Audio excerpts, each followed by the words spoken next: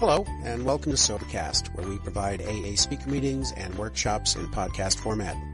We're an ad-free podcast, and if you enjoy listening, please help us be self-supporting by visiting Sobercast.com, look for the donate link, and drop $1 or $2 into our virtual basket. We hope you enjoy the podcast. Have a great day.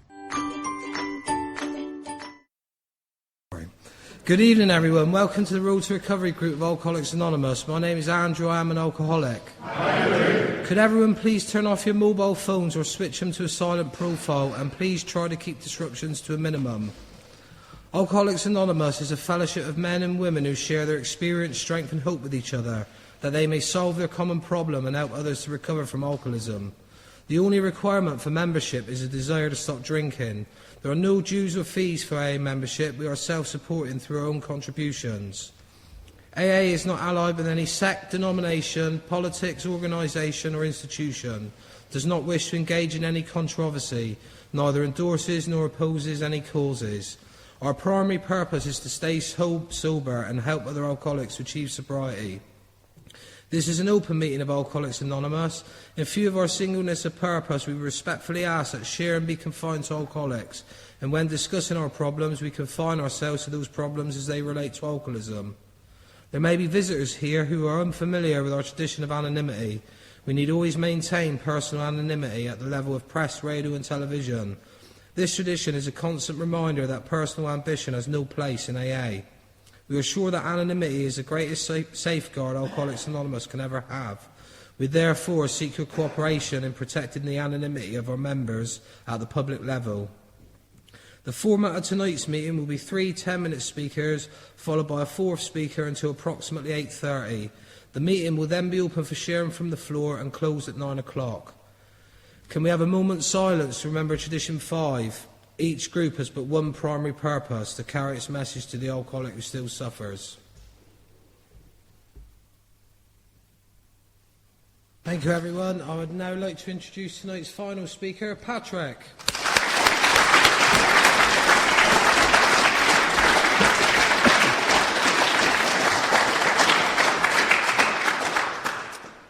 Hi everyone, I'm Pat, I'm an alcoholic. Hi Pat.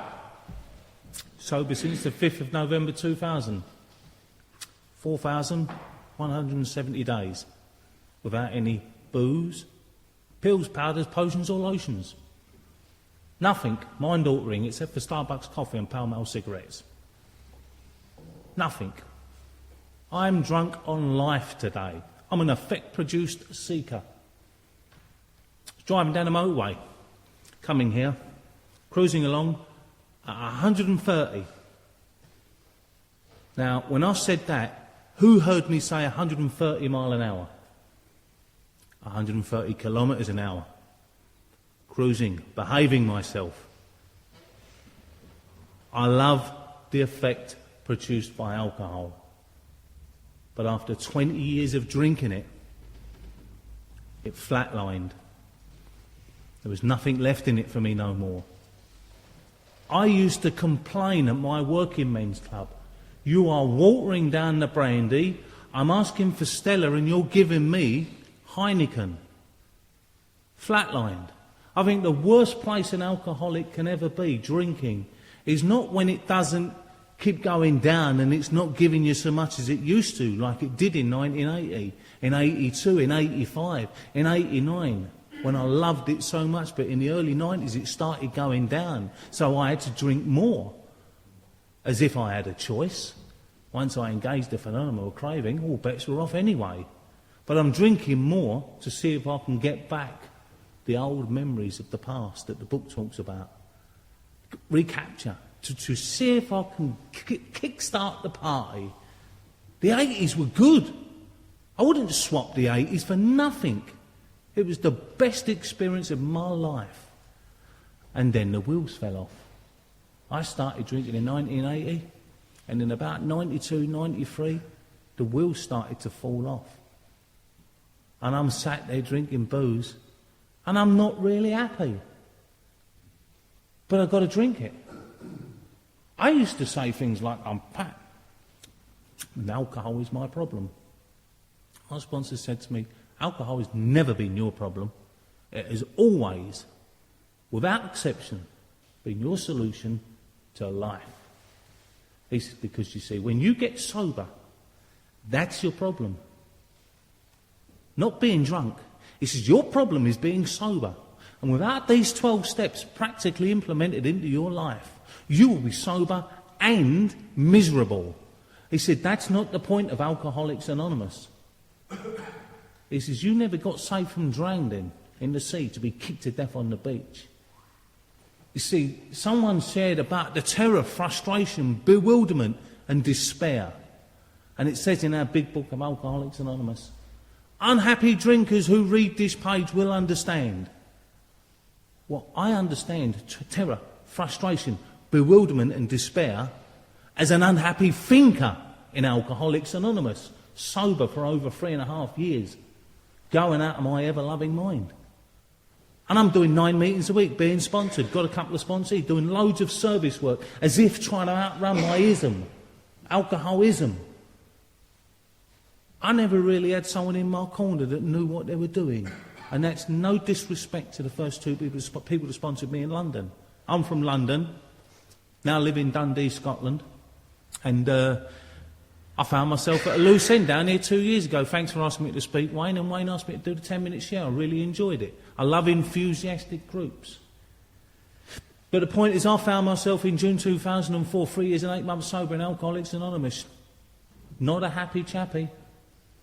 I'm sober, but I'm not really happy. And I can't see that I'm edging my way towards the door sober. In May 2003, 13 months before that, I met one of the wellest, sickest people I've ever met in Alcoholics Anonymous. And I knew that he knew that I was in trouble. And he knew that, and I knew that. And he said to me one day, he says, you know what, Pat? This was May 2003, 13 months before June 2004, when I finally surrendered. Not to alcohol. I surrendered booze at the door when I first walked in. I surrendered the idea of a drink when I first walked in November 2000. I get it. I'll get it up here and I'll get it in here. That I can't drink safely, just like Dr. Silkworth says. I heard people in London say, don't drink no matter what. Well, I'm inclined to be a bit rebellious and defiant when I'm having a bad day. Don't drink. You can't drink no matter what. And if I'm having a bad day, I'm going to show you I can drink. But this guy said to me, you can't drink safely. Just like Silkworth says. It didn't stir up the defiance and rebellion. It was a very matter-of-fact statement. Alcoholics cannot drink safely. And my experience for 20 years was, damn Silkworth, you've got me. You've got me. For the first time in my life, someone has said something that means something here. He bypassed this and he went straight into my heart and soul. I can't drink safely. And I'm screwed now. And I met these guys, 2 of them. They told me that, took me through the doctor's opinion. And I said, I've been reading this doctor's opinion for 2.5 years and it's never talked to me the way you have just talked to me about your relationship of alcoholism to the doctor's opinion. I needed someone to take me through this book, not give me the book. Tell me to read it and tell me what you think, because my head's screwed anyway. I need to be shown, helped, nurtured. And this is why I needed 2 people, both in my corner at the same time. In May 2003, I met these guys and they knew it. They knew I was in trouble, but I still had to sit there thinking, okay, you got me, I can't drink safely. Well, what's my problem now? Being sober. People in London said to me, don't drink no matter what. Keep it simple. Easy does it. First things first. I would say, absolutely. Yep, no problem, I've got you, I'll get you. But inside I'm screaming, but you don't understand. If I don't drink, something bad's going to happen to me. I'm going to be sober all the time. Week after week, month after month, year after year, decade after decade. Sober. Not getting a break from myself. And myself is the problem, because I'm overly self-involved. I'm going to be sober all the time. And quite frankly, I'm not grateful to be sober. I have forgotten whence I came from when I first walked in the doors. I'm not doing the drill that you guys appear to be doing here, as outlined. I'm doing something, but it's not the drill. I'm searching and seeking and not quite finding what I'm looking for, but I'm still getting in the doors. I'm still doing something. I'm still getting those symptoms on page 52. I think you call them the bedevilments. I mean, the right words in there, isn't it? The bedevilments. I was in trouble. And for 13 months, I entertained the idea that these guys could help me. I actively participated with them in fellowship of the Spirit. I went to America and met them. I've done workshops with them. You see, what I hadn't done, and what I couldn't do, and what I didn't know how to do, was how to surrender to life sober. You see, I got it when I walked through the door. Booze has got me mastered. That's the first part of step one. But the second part, I thought I could manage my life sober. I thought I could quote an idea of God and it come real for me. You see, that was 90% of my problem. That 10%, that drinking, all those related symptoms of drink driving, domestic violence, being locked up, not going to work, going to work. I mean, sometimes on a Saturday night, they really wanted you to come in, so they'd take you in any condition as long as you could stand up. And I'm not going to tell you what I used to do, but don't get on the train again. We were all right. That was the old days. Things are a lot stricter now. But I surrendered unconsciously in June 2004 to life, sober. Because I rang my sponsor, I said, this is stupid. This is stupid. I said, the job's gone after 18 years, the house has gone after 15 years, she's gone. I'm in a worse condition now, 3 years and 8 months sober than I was when I was drinking. What's wrong? And he set me on a course of action for the next 6 months that was to make me, you mentioned it, rocketed into a fourth dimension. And it was a new surrender. And if I was to sit down and have coffee with you today and tell you what I've done for that 6 months, you would say, you're out of your mind. I had to be out of my mind to do it. No sane person would do it. So it fitted perfectly. It fitted perfectly. But accepting I was out of my mind sober, I went on this course of action, and this December 2004, I broke right through, and I had a profound experience that was to give me such an awakening that I went, I'm here for the rest of my life. I can't wait. What's next? What have we got to do? I am grateful to be sober. I am happy to be sober. I've gone through the steps for the fourth time. I have done the fifth step for the fourth time. I said to my sponsor, as he outlined the fourth step on how we could do it, that you've got this down here wrong. And he said, no, you've got it down wrong. You've done it 3 times already and it hasn't worked. I want you to change some things according to the Big Book of Alcoholics Anonymous so that you can get what the fifth step is going to offer you. You obviously haven't got it, so therefore you're missing something. You're doing something wrong. That's what I was told in London AA, you can't do nothing wrong. He says, well, I beg to differ. He says, you're doing something wrong. You are not getting what AA's got to offer. So you need to let go of an old idea and bring in a new idea and do something different. That was a new concept to me. You see, I didn't understand that when you stop drinking, if you're an alcoholic of my type, your ism goes underground. It goes underground and it leaks out in different ways. And I started engaging in harmful behaviour sober. I didn't quite turn into a workaholic. I wasn't that sick. Workaholic? You've got to be joking. No, not workaholic, but I had all sorts of other things running in my life that weren't good for me. And little by little, as I went through the steps for the next 6 months, in December 2004, I took off and I had a great time. It's been now, some 7, 8 years later, I don't know, who counts? All I know is I'm 4,170 days without a drink or any mind, a mood, or any chemical. That's a miracle. I hung around long enough in Alcoholics Anonymous until I could find 1 or 2 people that knew really what was wrong with me sober. We know you've got a problem with drink pack, which has always been your solution. But you're sober now. Your problem's a living problem. We need these 12 steps in your life so that you can be living happy, joyous and free. So that I don't experience the terror, frustration, bewilderment and despair. Sober. I'm glad I've got an obsessive mind. As my sponsor said to me, he said, I'm going to need that focus, that obsessive focus. Take it off of her and put it on AA, because you're going to need it. And he says, that will save you. Because I don't want to drink again. But the problem is, making my mind up never worked, did it? It never worked. I made my mind up to go in the red line, just have two. 6 hours later, I come out, I had 2 gallons. I never knew how to stop because I couldn't. I was powerless.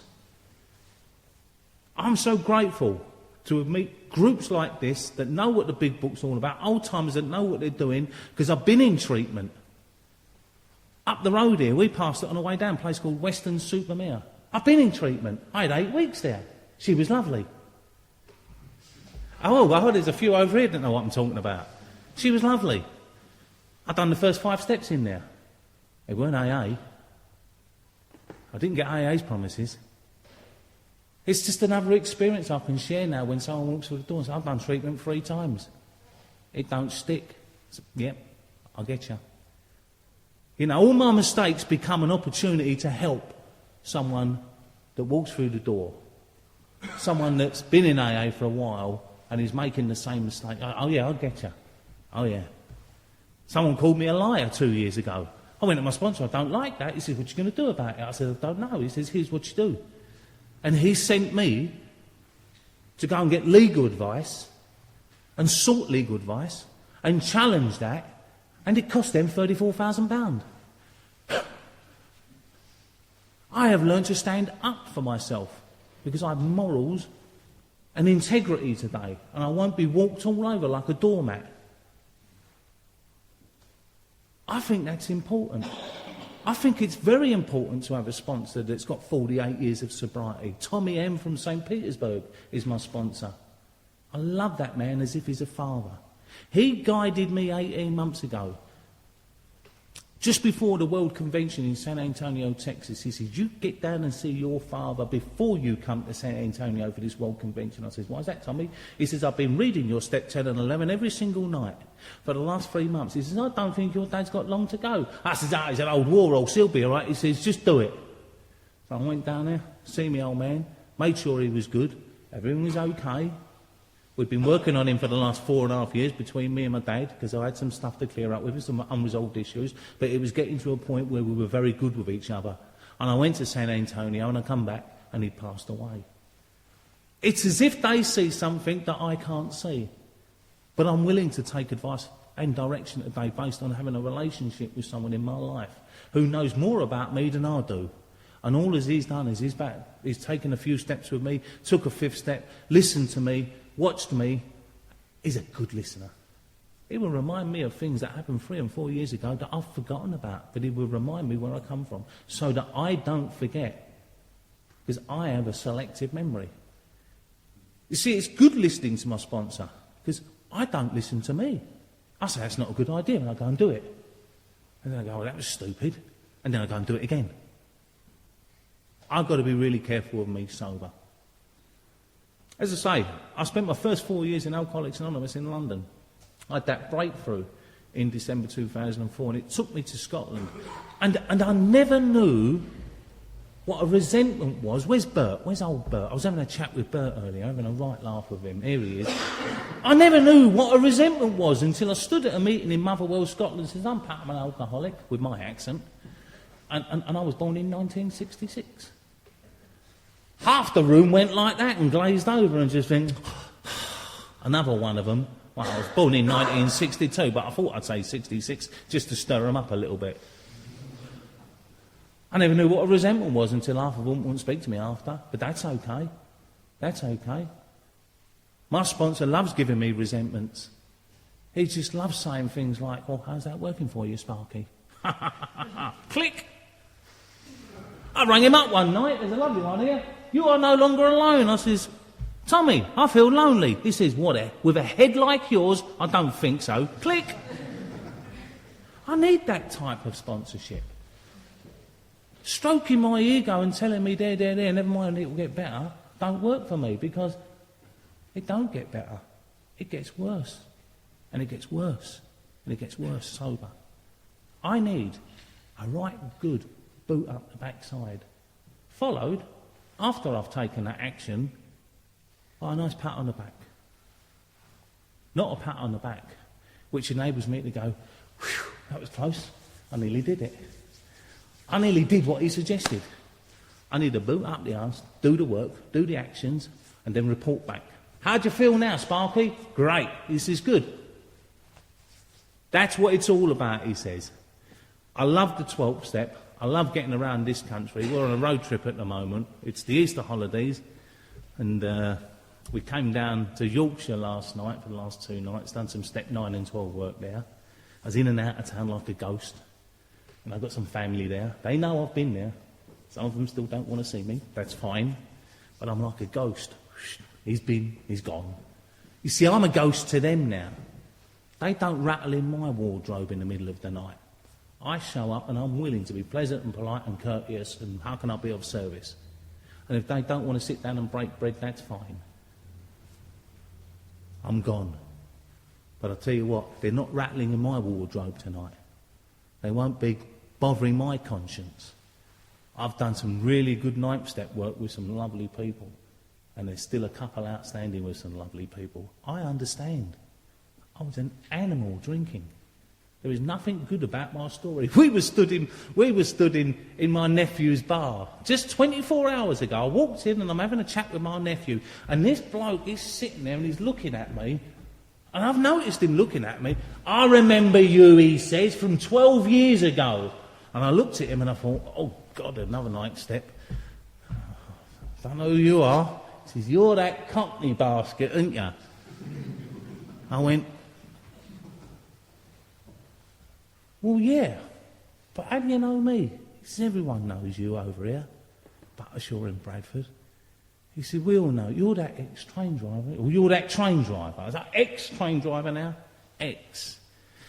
Wherever I go, I left a wake, and I caused chaos. And today, I will still cause a little bit of chaos in a pleasant way. You will always know I've been around. My enthusiasm is great. I love it. And so, my enthusiasm only disturbs miserable people. Wet blankets, nags. Wet blankets and nags. I can't help that. Listen, I'm high on life. I've got such a great life in front of me that I just can't wait to sit back and put my feet up and think about how it would have went. My sponsor says, I'll see you in August.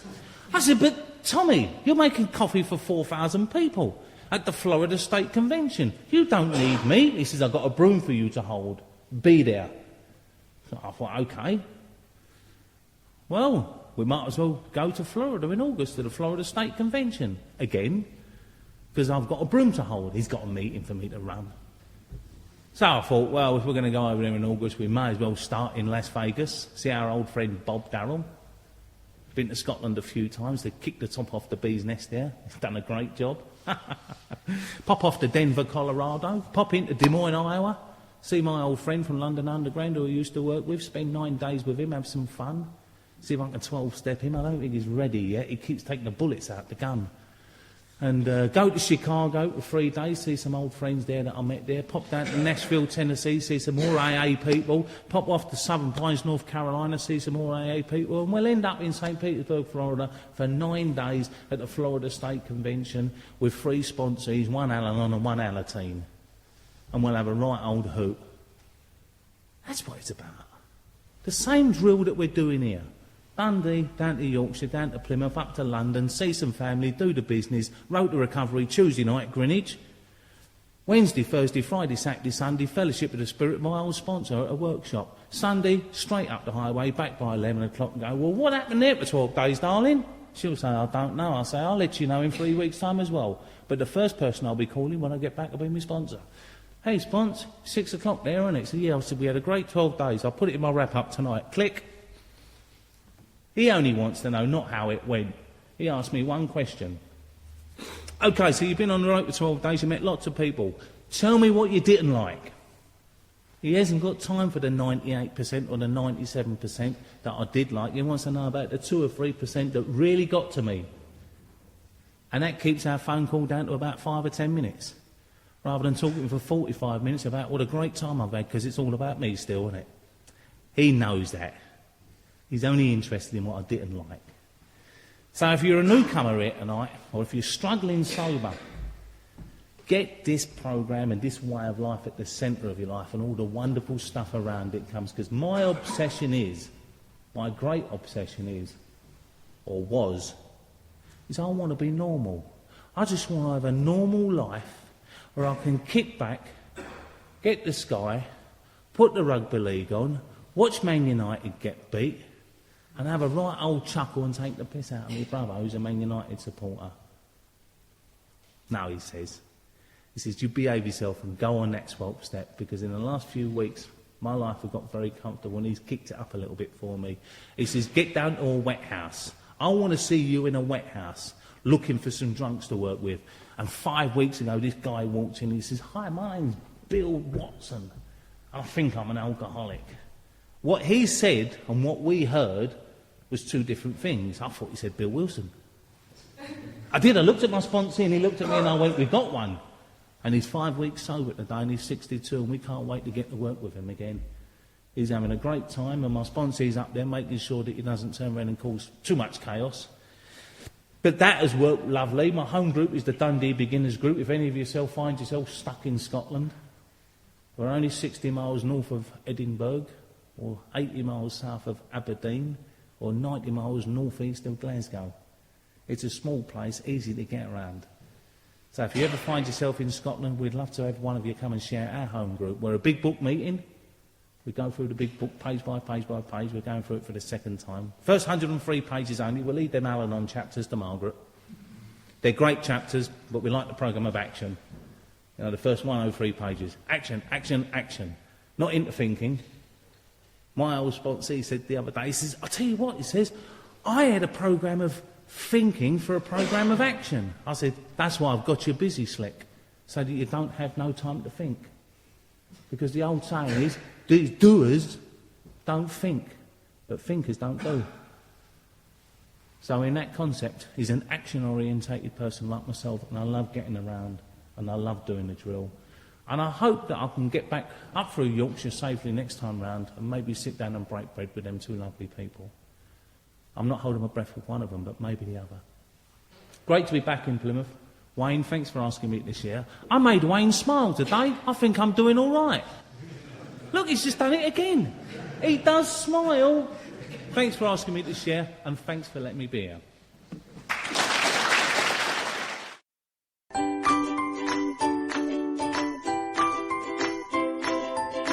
Thanks for listening. I hope you enjoyed the podcast. Sobercast is ad-free, and we'd like your help in order to keep it that way. So if you'd like to help us be self-supporting by pledging $1 or $2 a month, visit Sobercast.com and look for the donate links. Thank you very much.